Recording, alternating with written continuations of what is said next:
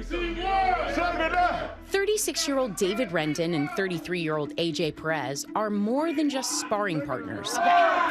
They are brothers, not biological, but the type born through service to this country. AJ served in the Navy doing anti-piracy ops. David spent 12 years in the Army, 2 of them in Iraq and Kuwait. They credit this gym with saving their lives. Unbreakable Gym in LA, gym to star clientele like Chris Pratt, Wiz Khalifa, and Sylvester Stallone. Now you do it. Pop, pop. But according to the gym's owner and sports commentator Jay Glazer, their most important clientele are veterans. 1, 2, 3. They're the smartest group of people you will ever be around. Every single week I leave here, and I'll call family and friends and go, oh my God, you got to hear what happened here. You got to hear what this vet said or what that vet said. Hey, only 2 minutes left and we're switching. Jay created a program called MVP, merging vets and players to provide veterans and former athletes with a new squad. We're trying to take ex-combat vets and started with NFL players, but now spanning all sports. Just need a new team again. Need to realize that the uniform doesn't define you. Our very own former New York Giants defensive end Michael Strahan is a board member and a volunteer here. It's just guys are lost. They don't have that group to go to because your life is always so structured and regimented, and then all of a sudden you're released into the world without the structure and the guys to back it up and talk to and communicate with, and that's the challenge for most athletes and definitely for most soldiers. Jay realized that both veterans and former athletes were struggling to reacclimate to civilian life. Well, a lot of these guys, when they're done, they have the same statement that our vets do, which is, I'm alone. And you're not alone. Once a week, these elite men and women descend upon this gym for an intense workout. Somebody needs some help, somebody needs to share something. Followed by a peer therapy session. I myself, I've attempted suicide 3 times. Went from the bottom, now I'm here.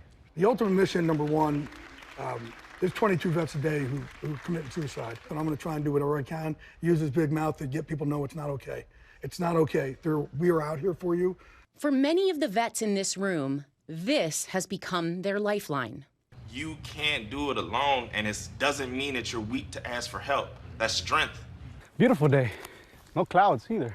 David credits it with saving his life.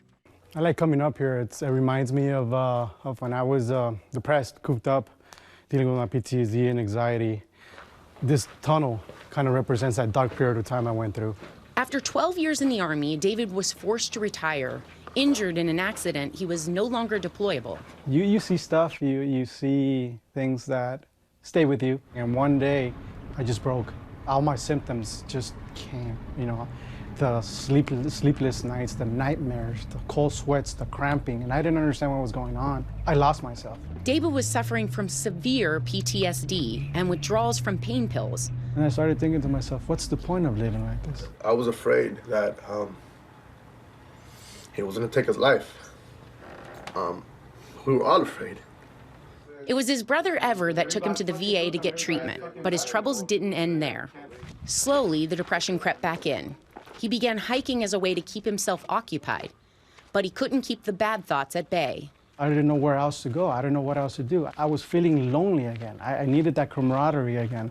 And that's where MVP came in. I can't describe it sometimes. This place has done so much for my personal growth, mental health. It's here that David met AJ. AJ joined the Navy straight out of high school.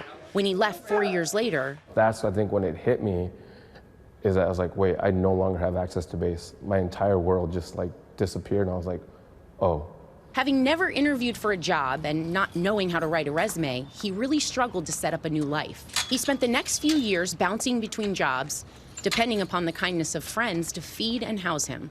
It really feels like quicksand, and it just feels like you're grabbing onto all these different branches, and each one just snaps, and you're just sinking lower and lower. A friend introduced him to MVP. And I went and checked it out, and I just fell in love with it immediately. I just immediately recognized, this is my tribe. I finally found that branch. That one branch that I've been looking for so long. I finally found it. Not only did I grab it, but it pulled me up. He is now the program coordinator at MVP. Here, you'll find the story of a changed life over and over again. One of the guys that I was deployed with in Iraq had committed suicide.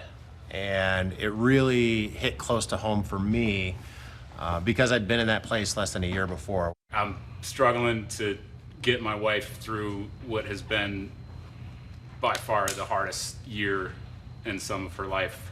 Just got 8 months sober. And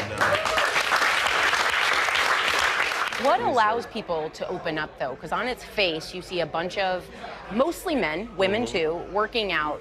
Why do the walls fall down the second you guys all sit down together? After working out, when you go through something, when you sweat with somebody, through something that's difficult, you cheer each other on to not give up. I feel like you're more receptive to just kind of opening up and saying, hey, thank you, I really needed that today. And then just all of a sudden, it's like a ripple effect. And that ripple effect extends far beyond the vets. When you see each other, it's a family because it's just something about the commitment that you know you've had to make that not everybody's cut out to do. And we are truly all brothers in one way or the other, and you did it unselfishly so that guys like me and the rest of us could go out and run around in tight-ass pants and hit each other. I'm just happy and honored that we can be here to witness this, so thank you guys for letting us be a part of this today. Humbled, overwhelmed, and filled with a great debt of gratitude. For Nightline, I'm Sarah Haynes in Los Angeles. Hi, everyone. George Stephanopoulos here. Thanks for checking out the ABC News YouTube channel. If you'd like to get more videos, show highlights, and watch live event coverage, click on the right over here to subscribe to our channel. And don't forget to download the ABC News app for breaking news alerts. Thanks for watching.